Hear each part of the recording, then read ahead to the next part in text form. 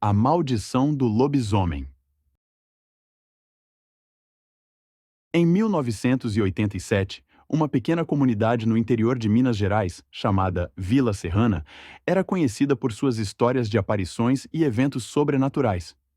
Era um lugar isolado, cercado por montanhas e vastas florestas que pareciam nunca terminar. A tranquilidade da vila foi quebrada quando uma série de mortes inexplicáveis começou a ocorrer. Os corpos eram encontrados mutilados, com marcas profundas de garras e mordidas que nenhum animal da região poderia causar. O primeiro a morrer foi José Ribeiro, um agricultor que, segundo testemunhas, voltava tarde para casa após uma reunião no bar local. Seu corpo foi encontrado próximo ao matagal, parcialmente devorado, e ao lado dele havia pegadas enormes que pareciam de um lobo, mas muito maiores. A polícia foi chamada, mas os investigadores atribuíram o ocorrido a ataques de onças, apesar das dúvidas dos moradores. O clima de medo começou a crescer, e os habitantes decidiram não sair mais de casa à noite. Entretanto, mesmo com as precauções, outras mortes ocorreram.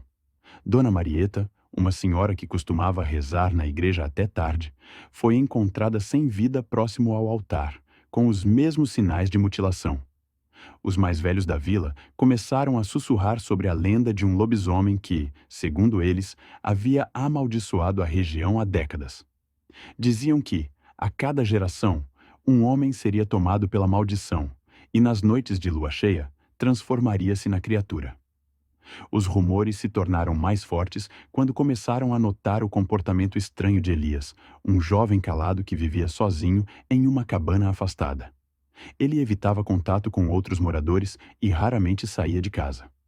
Algumas pessoas relataram ter ouvido uivos estranhos vindos da direção de sua propriedade nas noites das mortes. Na noite de 21 de julho, uma lua cheia iluminava a vila. Um grupo de homens, armados com facões e espingardas, decidiu confrontar Elias. Chegaram à sua cabana pouco depois da meia-noite e bateram a porta, mas ninguém respondeu. Ao arrombarem a entrada, encontraram a casa revirada, com marcas de garras nas paredes e sangue fresco no chão. De repente, um som gutural e profundo ecoou da floresta. Quando se viraram, viram uma figura enorme, metade homem, metade lobo, com olhos amarelos brilhantes que pareciam atravessar a alma. O lobisomem avançou com uma velocidade impressionante. Houve gritos, disparos e o som de carne sendo rasgada. Na manhã seguinte, os corpos dos homens foram encontrados espalhados pela floresta, exceto o de Elias. A cabana estava vazia e não havia sinal de luta dentro dela. Até hoje, os moradores de Vila Serrana falam sobre aquela noite. Alguns acreditam que Elias era o lobisomem e que fugiu para nunca mais ser encontrado. Outros dizem que ele foi uma vítima da maldição e que a criatura ainda ronda as matas ao redor da vila. As mortes cessaram depois daquela noite, mas os habitantes nunca mais se sentiram seguros sob a luz da lua cheia.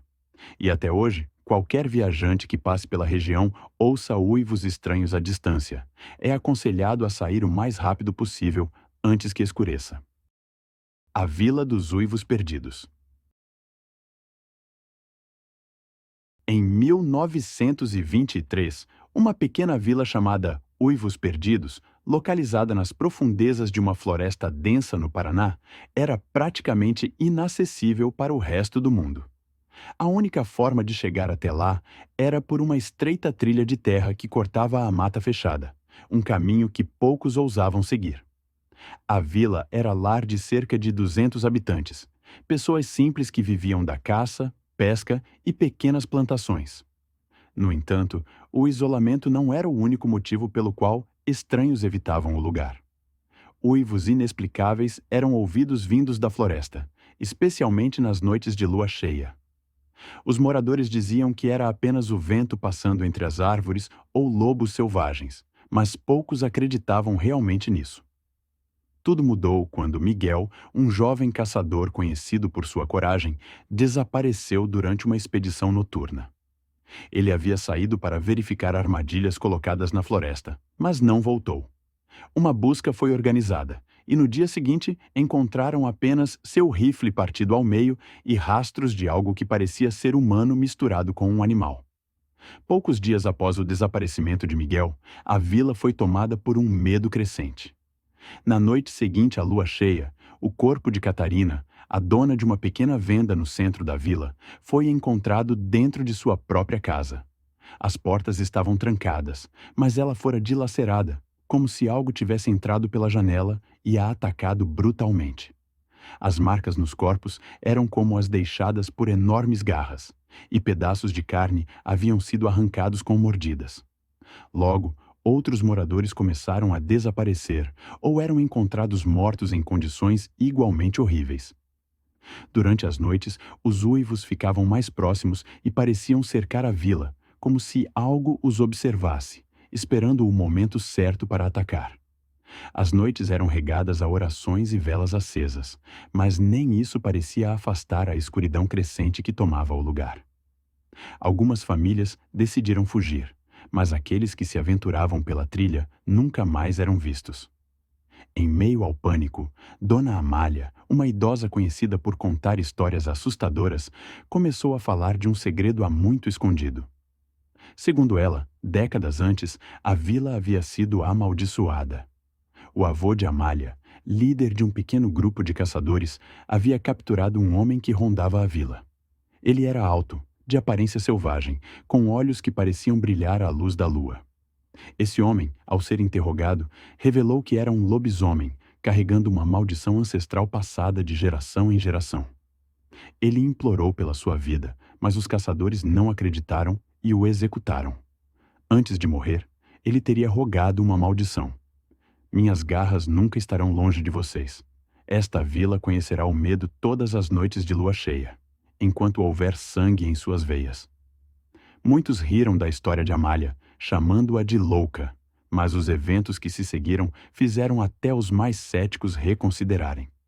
Na noite da próxima lua cheia, os moradores restantes se reuniram na igreja, o único prédio grande e robusto da vila. Levaram armas, ferramentas e cruzes, acreditando que poderiam se proteger ali. Durante as primeiras horas da noite, tudo estava calmo, mas por volta da meia-noite, os uivos começaram. Eles vinham de todos os lados, mais altos e próximos do que nunca. Logo, o que parecia ser uma matilha de lobisomens emergiu da floresta. As criaturas eram enormes, com quase 2 metros de altura, pelagem negra e olhos brilhando em vermelho. Suas mandíbulas pingavam saliva enquanto avançavam em direção à igreja. Os homens tentaram atirar, mas as balas pareciam apenas irritar as criaturas. Uma a uma, as janelas da igreja foram destroçadas e as portas começaram a ceder. Quando finalmente entraram, foi um massacre. Naquela noite, apenas uma pessoa sobreviveu. Ana, uma jovem de 17 anos que se escondeu no porão da igreja. Durante horas, ela ouviu os gritos dos outros moradores sendo dilacerados, seguidos pelo silêncio absoluto quando o dia começou a amanhecer. Ana foi encontrada dias depois por viajantes que passavam pela região. Suja, traumatizada e incapaz de falar, ela foi levada para uma cidade vizinha, onde passou o resto de sua vida em um estado catatônico. Quando finalmente conseguiu falar, dizia apenas uma frase repetidamente: "Eles ainda estão lá, esperando." Uivos Perdidos foi abandonada, tomada pela floresta, mas viajantes que passam perto afirmam que, nas noites de lua cheia, podem ouvir os uivos vindo das profundezas das árvores. E aqueles que se aproximam demais juram ter visto olhos brilhantes os observando, esperando para atacar.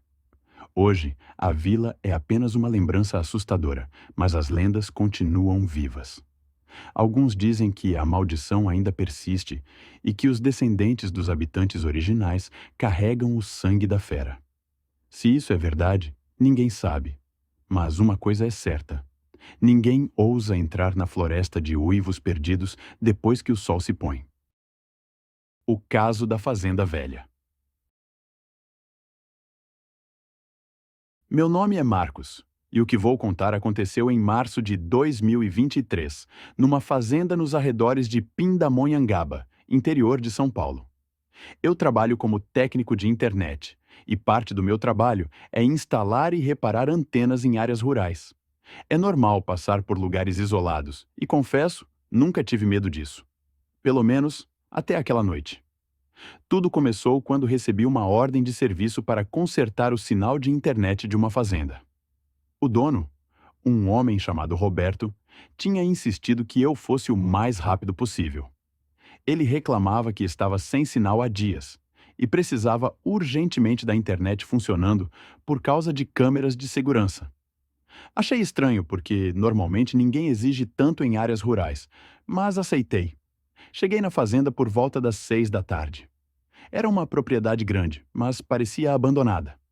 A casa principal estava velha, com janelas quebradas e pintura descascada. Só vi uma luz fraca acesa na varanda. Roberto saiu para me cumprimentar, um homem magro, com olhar cansado. Ele parecia nervoso, olhando para os lados o tempo todo, como se esperasse algo sair da escuridão. Comecei a trabalhar assim que ele me mostrou onde estava a antena. Era um lugar afastado da casa, no meio de um campo aberto. O silêncio ali era desconfortável. Nem os grilos faziam barulho, e eu só ouvia o som do vento nos galhos das árvores. Enquanto subia na escada para ajustar a antena, percebi que Roberto estava parado perto do carro, com uma espingarda nas mãos. Perguntei meio brincando: "Problema com ladrões?"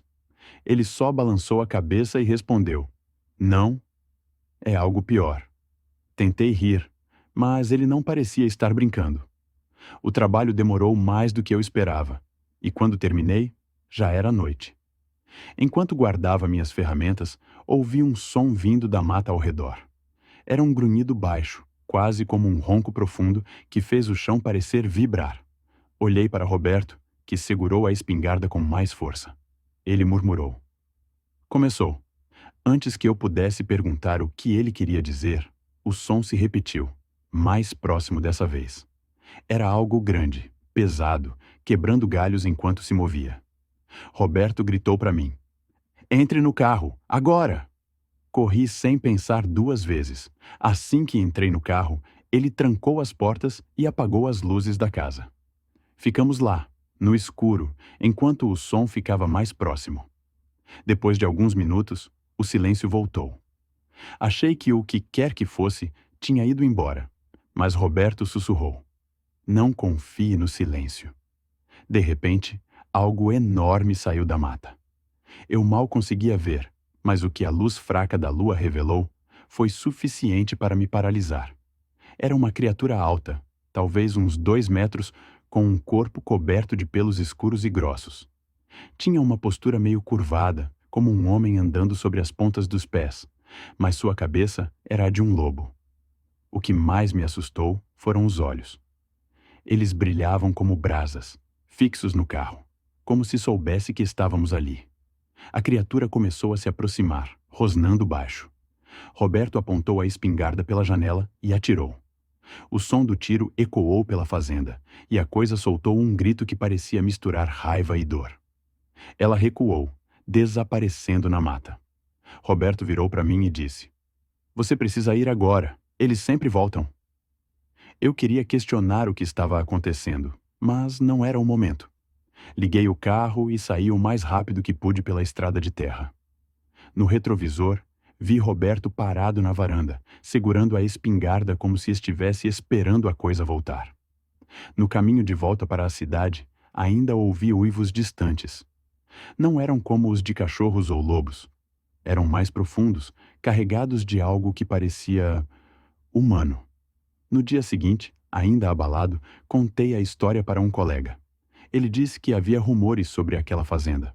Há décadas, um morador dali teria sido morto de forma brutal durante uma noite de lua cheia, e desde então os moradores locais evitavam a área. Diziam que o espírito dele, ou algo pior, ainda rondava o lugar. Tentei esquecer o que vi, mas não consigo. Toda vez que ouço um uivo, lembro daqueles olhos brilhando no escuro e da sensação de ser observado. Se era um lobisomem ou outra coisa, não sei dizer. Mas sei que nunca mais aceito um serviço naquela região. E se você acha que isso é só uma história, eu diria o mesmo, até ver com meus próprios olhos. O mistério da Fazenda do Pântano. Meu nome é Felipe e sou um jornalista investigativo. Quando comecei a trabalhar com reportagens sobre eventos estranhos, eu sabia que encontraria coisas curiosas, mas nunca imaginei que acabaria me envolvendo em algo como o que vivi naquela noite. A história começou quando um velho amigo meu, Lucas, me procurou para investigar uma fazenda isolada em um pequeno vilarejo no interior de Goiás. A fazenda tinha uma reputação sinistra. A história de desaparecimentos misteriosos sempre surgia entre os locais. Eles falavam sobre uma criatura, algo grande e feroz, que saía da mata nas noites de lua cheia. Uma espécie de lobisomem. No começo, pensei que fosse apenas uma lenda rural, mas Lucas insistiu.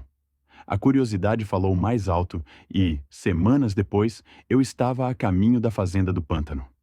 Cheguei à fazenda ao entardecer, um lugar rodeado por um pântano que parecia interminável. A casa era velha, com paredes de madeira escura e telhado gasto. O mato crescia desordenadamente ao redor, e eu percebi que ninguém morava ali havia muito tempo.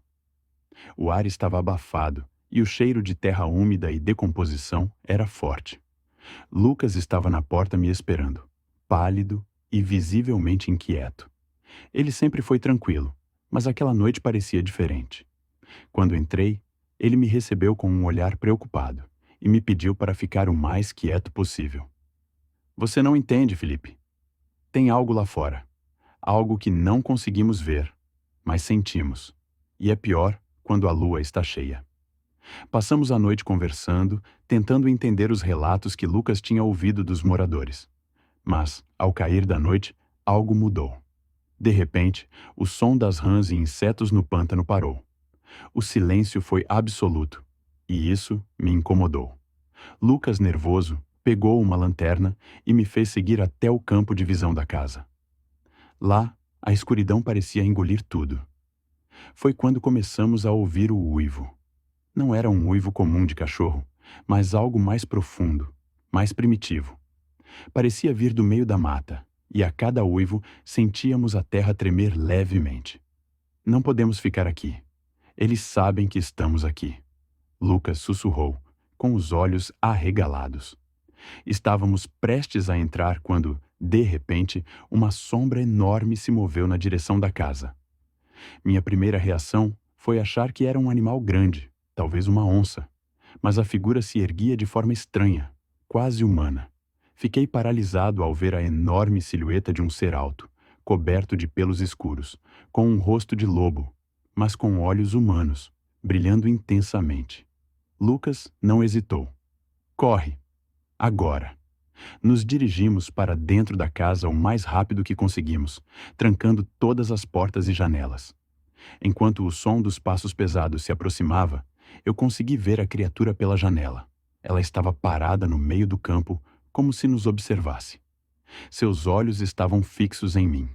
Durante o que pareceram horas, ficamos em silêncio, esperando que a criatura se fosse. Mas aos poucos ouvimos o som de algo arranhando a porta de madeira da casa. A criatura estava tentando entrar. O barulho das garras foi seguido por um uivo estridente, e então um estalo, como se algo tivesse se partido. A criatura finalmente recuou, mas não foi embora.